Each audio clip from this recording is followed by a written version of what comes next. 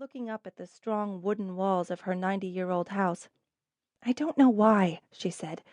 "I should feel lucky. Great guy, great friends, no scholastic hell, only 16 fun-filled weeks until school ends." Winter in Ridgeline was about to give up its last gust and surrender to spring. There had been a big snowfall, and the runnels in the storm drains from a brief January thaw had not yet done much to make a dent in the drifts, still dusted with sugar. A month after Christmas, the town's lighted stars and spangled snowflakes were still shining on down from the lampposts onto unblemished snow. There hadn't been time to get them taken down during the 2 warm days, and townspeople rather liked the warm, non-denominational glow from the street corners. For Mallory and Drew, it was a beauty that they had to remind themselves to appreciate.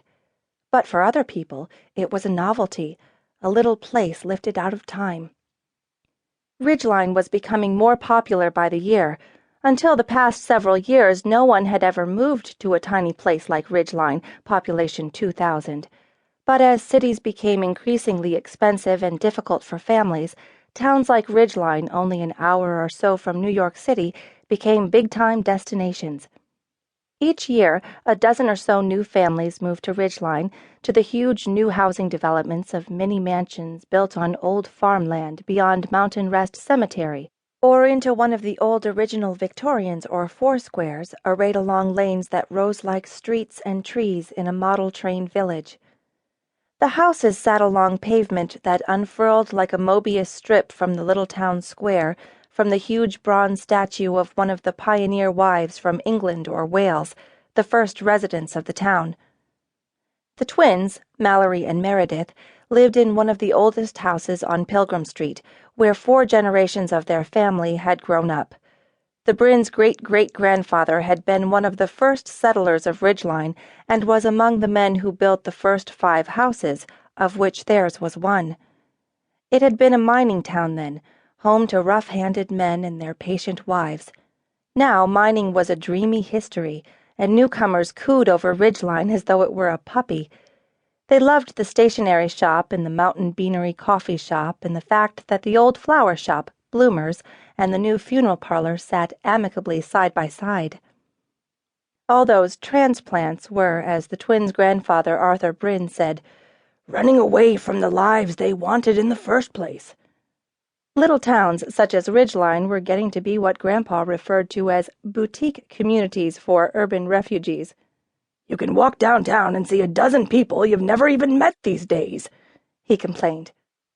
Better than anyone except the police, the twins knew that although Ridgeline might look like a storybook hometown, it wasn't, not always.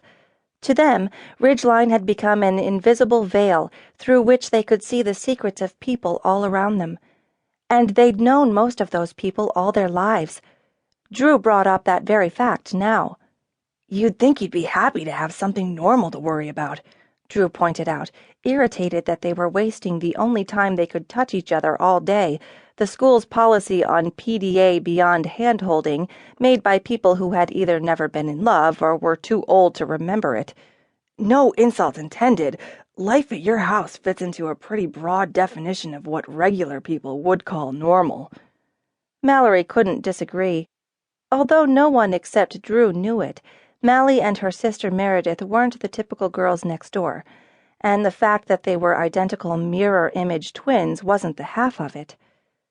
While reading each other's thoughts and speaking in their own language were second nature for them, 2 years earlier, when they turned 13, everything changed.